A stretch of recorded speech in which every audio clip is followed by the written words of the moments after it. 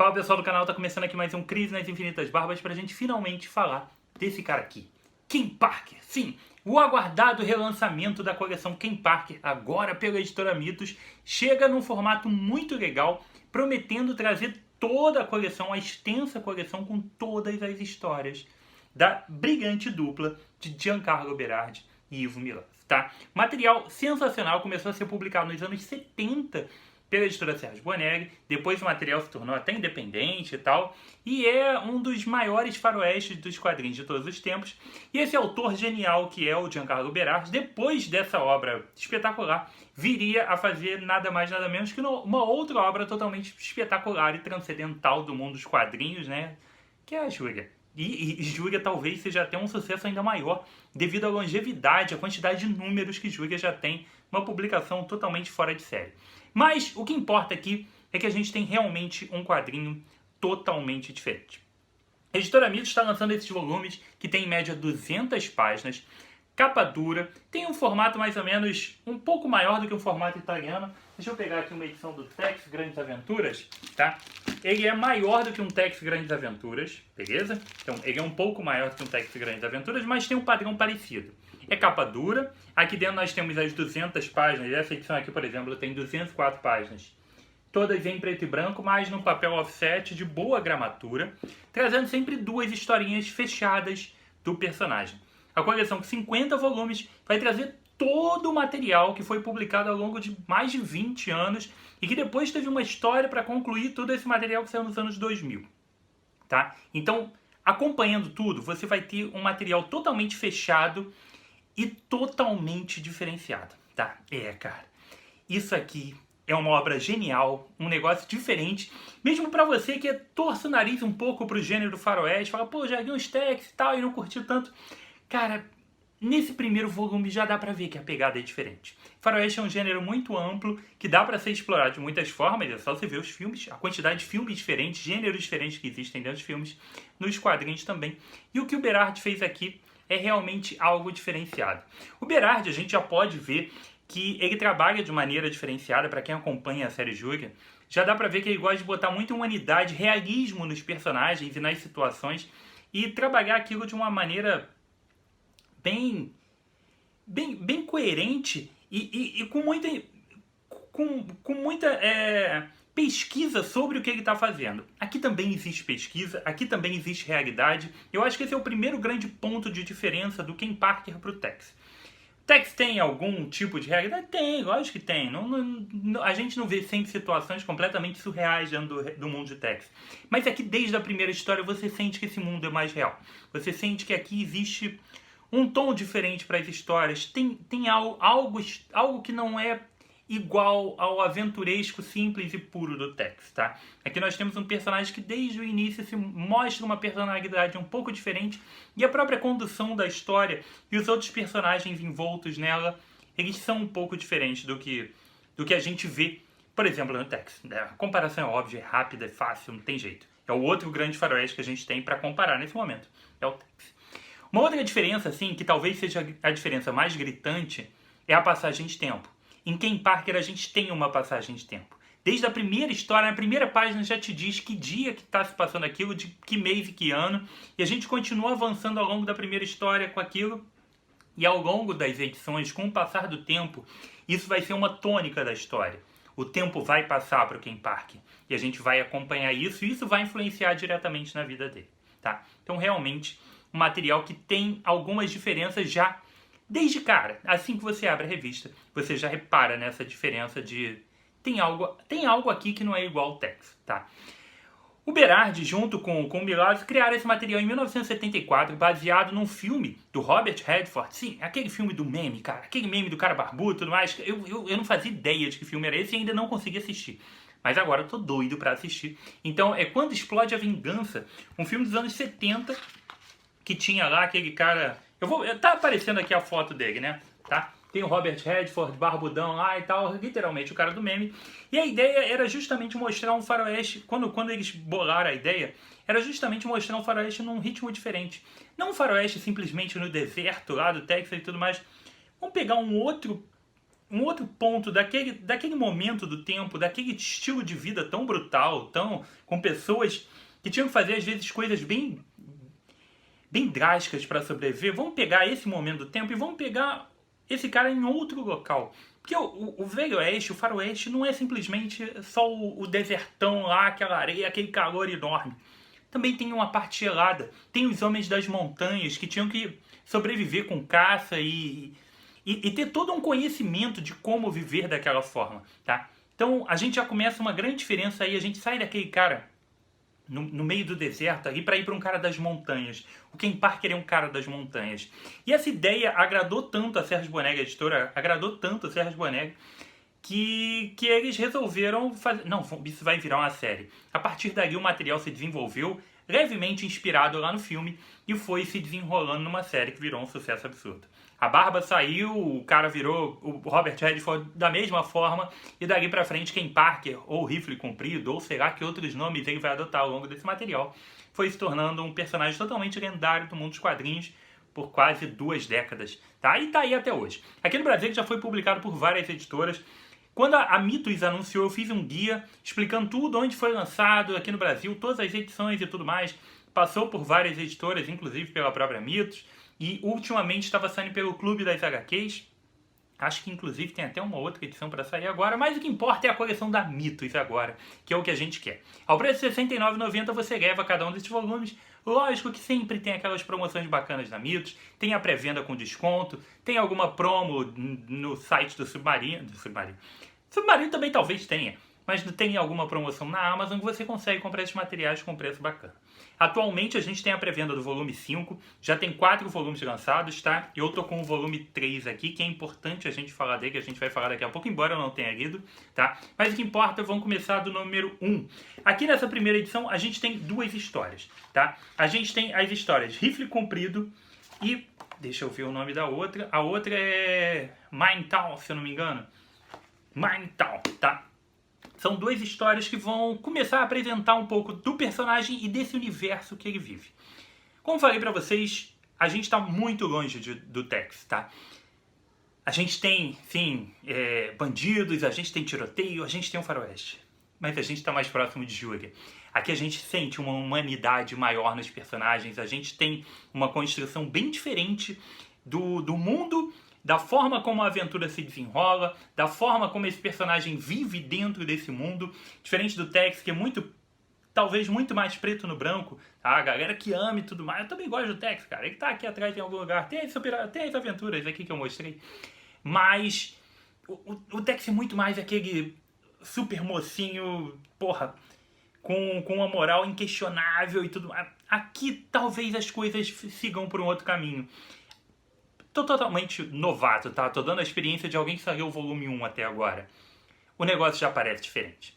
Nesse primeiro volume a gente acompanha, logo de cara, o Ken Parker junto com o irmão, mostrando um pouco da rotina deles de vender suprimentos dentro daquela realidade deles, né? Eles caçam, vivem de pega, caça, de vender algumas coisas dentro daquela área isolada nas montanhas. São homens das montanhas, que nem aquela série, não sei se é da Discovery, do History, enfim, homens das montanhas, algo naquele estilo. E não tô te dando grandes spoilers não, tá? Isso aí acontece na página 3 do quadrinho, e isso é o grande catalisador talvez de toda a série, Ken Parker. O irmão dele é assassinado, é o grande catalisador. Pronto, só existe a revista Ken Parker por causa desse fato que acontece na página 5. Então não é spoiler. O irmão dele é assassinado. E ele acaba sobrevivendo a esse assassinato. E aí começa a perseguir quem são os culpados. Né? Quem fez isso com o meu irmão? A partir desse momento, cara, o Ken Parker vai usar as técnicas dele de rastreamento e tal, algo que a gente vê bastante nas aventuras do Tex e vê bastante em faroestes, né? E ele vê que parece o assassinato parecia uma coisa, mas não é exatamente aquilo. Parece que foi forjado para parecer uma coisa diferente. Dentro dessa busca, ele vai acabar se alistando no exército. Vai se alistar num forte que tem ali, porque ele sabe que ali ele vai conseguir resolver o caso. E a partir daquela história, dele se envolvendo ali com o exército, a gente vai ter o desenvolvimento dessa primeira parte do Ken Parker. Tá? Essa primeira edição toda se passa dele envolvido no exército, investigando e solucionando ali o caso do irmão nessa primeira história, numa aventura ainda que o Berard estava entendendo o que estava fazendo. O próprio Milazzo, que é um desenhista fenomenal, também ainda estava pegando o tom. A gente já vê alguns detalhes interessantes que eu vou mencionar daqui a pouco a respeito da arte do Milazzo, mas a gente vê que o negócio ainda estava evoluindo.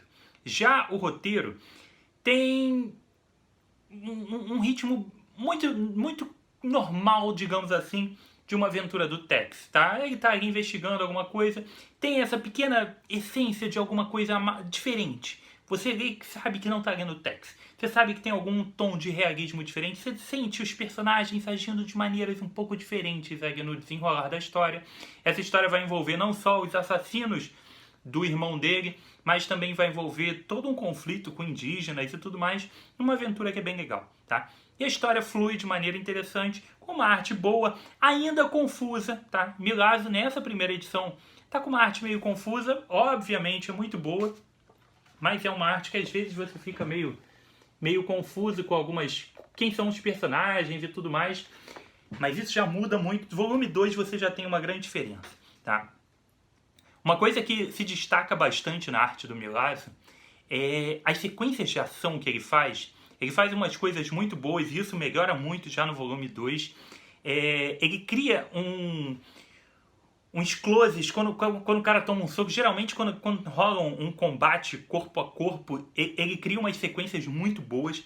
Ele mostra o cara levando um soco, assim, ele dá um close na cara da pessoa com a deformidade do rosto na hora da pancada. É um negócio totalmente diferente, cara. Uma arte muito bonita e muito legal. Isso melhora. No volume 2 você já vê uma melhora... No volume 2 não, na segunda história aqui você já vê uma melhora muito grande disso daí. É uma revista também com bastante violência e isso é bem explícito dentro da história. Você vê gente tomando tiro na cabeça e aparecendo o cara com um buraquinho na cabeça, sangue jorrando. Não que seja uma coisa gore, uma coisa... Mas tem. Isso está presente num quadrinho publicado em 1977, cara. E você já fala, cara... Embora a gente veja no Tex Steels, não é a mesma coisa. No Tex vem uma linhazinha assim, pá, o cara... Ah! Né? Aqui não. Aqui você tá vendo um buraco e sangue jorrando. É diferente. Tem uma pegada diferente, sim. E a arte do Milazzo já evolui demais pro volume 2, cara. É um negócio assim, eu só fico imaginando os próximos números. Porque a ideia, a Boneg, quando viu que o material ia ser bom e que isso ia virar uma série, você não pode começar a publicar e ter um buraco, que nos Estados Unidos acontece, né? Não dá pra ter um buraco. Então, o Berard e o Milazzo começaram a produzir material para ter um material de reserva, para aí sim começar a ser publicado. Então demorou 3 anos de produção para que começasse a lançar o material. Então a proposta inicial que foi apresentada em 74 só começou a ser publicada em 77 para se tornar uma linha regular. Que é o que o Berard faz até hoje com o Júlia. O Berard costuma ter 1 ano de histórias prontas já. Ele já tem 2 edições que ele pode trabalhar na edição agora, porque ele já tem, de 1 ano no futuro, já está pronta para a Boneg lançar. Então ele consegue trabalhar, ele trabalha em várias ao mesmo tempo, ele consegue ir produzindo, tá? Na segunda história, a gente continua com a proposta do Ken Parker soltado, tá? Se tornando aí um batedor daquele exército que ele trabalha naquele forte. E eles vão atrás de uma pequena cidade, uma pequena vila, que tá com suprimentos, que eles precisam desses suprimentos para o inverno, e ele vai lá ver por que os suprimentos não chegaram. A partir daí vai se desenrolar mais uma trama daquelas de filme de faroeste, de quadrinho de faroeste mesmo. Aquela cidade ali tá tomada por uma galera malvada e tudo mais. E ele vai ter que ir lá para resolver aquilo. Ele nem sabe por que vai resolver, mas ele vai resolver aquilo. Mais uma vez a gente vai encontrar pessoas, os vilões muito maus, e maus, realisticamente maus. Imagina, cara, aquela galera 1800 e pouco, como devia viver esse povo. E se a gente tem uma maldade tão grande até hoje, imagina em 1800 e pouco no Velho Oeste, com todos os problemas que existiam. Eu acho que ele consegue retratar muito bem essa parte da maldade das pessoas. Eu gostei bastante disso. E o Ken Parker, a forma como ele age, a forma como ele resolve os problemas, também é bem interessante. O Berard guarda algumas grandes surpresas no desenrolar das histórias, coisas que eu não esperava aconteceram. E a forma como o Ken Parker age é diferente. o Tex não terminaria a história do jeito que o Ken Parker terminou, tá? Então eu acho que ali a gente vê algumas coisas que fala, eu tô lendo um material que não é Tex, é um troço diferente. Então isso é muito bom. A arte evoluiu demais, como eu falei, o Milazzo, porra, arrebenta nessa história. Deixa eu achar uma página dessas dos socos que eu te falei. Vocês vão ver que são muito, muito boas, tá? E tem uma outra coisa também, cara, que... no segundo volume, a arte do Milazzo também valoriza demais não só as expressões, mas os tipos de rosto diferentes. Ele cria rostos e personalidades completamente diferentes. As pessoas são muito diferentes entre si. Isso é muito bom, tá? Ele cria toda uma personalidade muito legal. Olha aqui, essa página já está muito mais interessante, muito mais bonita do que... Olha esse rosto aqui, cara. Tá um material muito legal, mas eu quero... Uma cena daquelas das porradas que eu falei pra vocês. Vocês vão ver um soco daqueles na cara que é muito legal. Porra, aqui tem umas porradas boas, não, mas eu quero... Outra coisa é a construção das próprias páginas do Milazzo, tá, ó. Nem todas estão dentro das sarjetas direitinho, dos quadradinhos. Tem umas... Ele tem umas composições muito boas de página. Porra, eu lembro de um soco que tinha aqui que era totalmente espetacular. Porra, aqui, ó. Tiro na cara que tu quer? Tem tiro na cara, mesmo. Aqui! Cara, isso aqui é uma loucura, tá? Então é um material realmente bem diferenciado, tá? Então, com relação à arte também, a gente tem um material que evolui muito. A questão que eu falei pra vocês de passagem do tempo também tem uma coisa importante, porque a gente começa com o Ken Parker entrando pro exército pra buscar uma vingança pela morte do irmão. Mas ao longo dessas edições que vão passar, o Ken Parker vai se tornar um nômade, ele vai viajar bastante por esse oeste americano, ele vai mudar de profissões, mas para profissões assim completamente variadas. Ele já dá um indício de que ele é uma pessoa que já passou por muita coisa, que ele sabe muita coisa, tá? E ele vai passar por muito mais. Ao longo das histórias, a gente vai ver simplesmente um cara que precisa sobreviver naquela época e vai trabalhar no que aparecer naquela situação.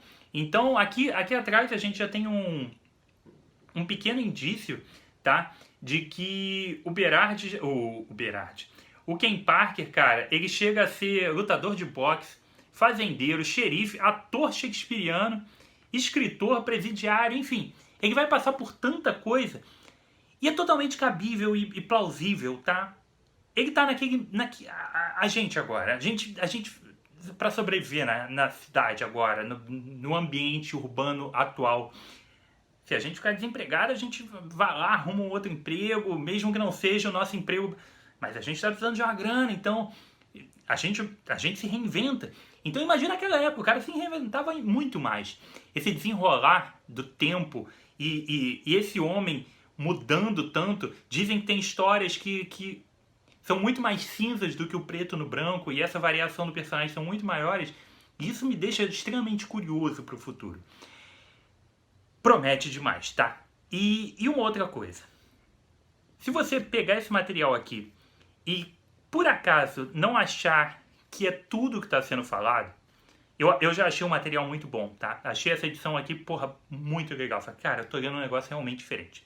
Mas lógico, você pode ler e falar, pô, tá o Barba falando toda a galera falando melhor faroeste, uns melhores quadrinhos, grande lançamento do ano e tudo mais. Porra, não achei isso tudo não, Barba. Você tem todo o direito de achar isso. Nenhum problema. Mas eu vou te falar uma parada, tá? Tudo indica, já me falaram, e não foi uma pessoa não, foram várias pessoas já me falaram, que nesse volume 3 aqui, a história Shemako muda tudo. Shemako dizem que é uma história absurda, e a partir dali tudo muda no material do Ken Parker. E daqui pra frente é só porrada, tá? Vamos fazer sempre eu gosto de fazer as analogias e os comparativos. E quadrinho, nesse estilo, o comparativo não pode ser com filmes, tá? Com filmes, geralmente o que acontece? O primeiro filme é ótimo, aí faz sucesso e a trilogia em seguida aí é uma bosta. Ou a série em seguida que sai. Enfim. Quadrinho não pode ser comparado com filme. Às vezes pode, mas nem sempre. Quadrinho tem que ser comparado com séries. A primeira história que tá aqui é o episódio piloto, que é muitas vezes muito fraco. É muito fraco. Assiste aí, seja de uma série séria ou uma série de comédia, uma sitcom, pega o primeiro episódio, pega o episódio piloto. Geralmente o episódio piloto é fraco, cara. É fraco. E te digo mais, talvez os primeiros episódios sejam muito fracos, depois a série arrebenta. Às vezes pode... Cara, é um negócio assim, um exercício de paciência e de resistência. Às vezes a primeira temporada inteira é uma merda, pro resto da série ser brilhante. Vocês sabem, quem assiste série sabe disso. Pode dar trocentos exemplos aqui, tá? Exemplo rápido, fácil, curto e grosso. The Office. A primeira temporada é muito fraca. É muito fraca. A partir da segunda o negócio fica sensacional. Tem temporadas mais pra frente imperdíveis, mas você precisava ter acompanhado, você precisava ter vivido aquilo, né? Então, tem várias séries que são assim. Kim Parker já começa bem. Ele pode não começar o que você esperava. Ele pode não ter começado brilhante. Ele pode não ter começado tão grande quanto você aguardava e quanto você tinha uma expectativa. Mas ele pode se tornar, tá? E não é uma coisa, um pode, que a gente está deduzindo... Cara, esse material foi publicado tem 40 anos já. Ele se tornou. Ele não é tão falado à toa. E Shemakua é o ponto de mudança. É o ponto de virada de um material bom para se tornar uma obra do Berardi de outro patamar, de outro nível. Então, leu já o primeiro? Curtiu, mas acho que eu não vou levar pra frente porque não é isso tudo. Empurra mais um pouquinho. Vai mais um pouco. Porque o negócio vai engrenar. Pensa que esse cara tava... Esse primeiro foi o primeiro rascunho, assim, apresentou pro Bonelli. Pô, legal, vamos fazer uma série disso. O cara vai se desenvolver, o cara vai pesquisar mais, o cara vai... O Berardi é um roteirista genial. Se você é um leitor de Júlia, você sabe do que eu tô falando. Se você é um leitor de Júlia, tem que dar uma chance pra isso aqui. O negócio vai melhorar, tá? E vai melhorar comprovadamente. A parada é assim, todo mundo que já leu diz que é sobrenatural o negócio e que Shemakua é o ponto de virar. É o fim da primeira temporada de The Office, você chegar no Shemakua e aí falar, porra, meu irmão, que quadrinho é esse? Fechado? Se você nunca leu, começa. Começa e vai na fé, tá? Em breve vai vir review de volume 2, 3, tô doido pra abrir aqui, o volume 2 tá aqui, o 3 já mostrei pra vocês, tô doido pra continuar lendo esse material e vai ter review de todas as edições aqui no canal, porque é uma série que eu quero demais acompanhar. Já gostei demais do volume 1, daqui pra frente, cara. Se só melhora, porra, eu só tenho a ganhar continuando lendo Kim Parker, tá? Então, realmente dá uma chance. Se você nunca leu nada de faroeste, dê uma chance, tá? Aqui você vai estar lendo uma coisa diferente. É um quadrinho com uma pegada diferente, é um quadrinho que tem esse pé na realidade e isso faz muita diferença. Muita diferença. O Kim Parker, embora a gente veja que ele seja um cara realmente com muitas habilidades de rastreio, de tiro e tudo mais, ele não é o Batman que é o Kim Parker, que é o Tex. Ele não é o Bruce Wayne que é o Tex. O Tex é o Batman, cara. O Tex, porra, ele tá numa situação que é impossível fugir, ele dá um jeito, ele cria um plano mirabolante e tal. Porra, ele desvia de balas quase. E eu acho que o Kim Parker realmente, pelo que eu vejo da Júlia, cara, a Júlia erra nos casos, a Júlia toma porrada de bandido. Ele já tomou aqui, entendeu? A parada tem umas reviravoltas que a gente não vê no Tex. E eu acho que esse é um dos grandes pontos de diferença e eu espero muito mais. E a gente vai acompanhar junto aqui no canal. Espero que você acompanhe mesmo, que Kim Parker, cara, é uma leitura diferenciada e eu curti demais. Tu já conhecia, tá acompanhando de novo, tá comprando agora no formato de luxo, nunca leu e começou junto com Barba, descobriu por causa do Barba fazendo programas e tudo mais. Ou vai começar agora, escreve pra mim, fala pra mim o que você acha, o que você achou, o que você vai achar. Bate um papo comigo sobre esse material que eu quero demais ouvir vocês, tá bom? Curtiu o programa? Deixa o likezinho. É novo no canal? Seja muito bem-vindo. Deixa o like também, mas se inscreva, ative a notificação do sininho e volte sempre. Volte para ver os reviews dos outros materiais também do Kim Parker e de trocentos outros quadrinhos, que aqui o canal, o que mais tem é review de quadrinhos dos mais variados gêneros, editoras e tudo mais, tá? Então, se inscreve aí e não se esqueçam de se inscrever lá no Instagram do Barbas, tem bastante coisa legal por lá também, sempre, beleza? Então foi isso. Porra, importantíssimo, vai dar uma moral pro canal, quer ajudar demais o trabalho aqui do canal, vai comprar o Kim Parker na Amazon, usa o linkzinho do Barba que você ajuda demais a patrocinar aqui o trabalho do canal, beleza? Então foi isso, aqui comigo Rodrigo, mais um review de quadrinhos, um abraço e até a próxima.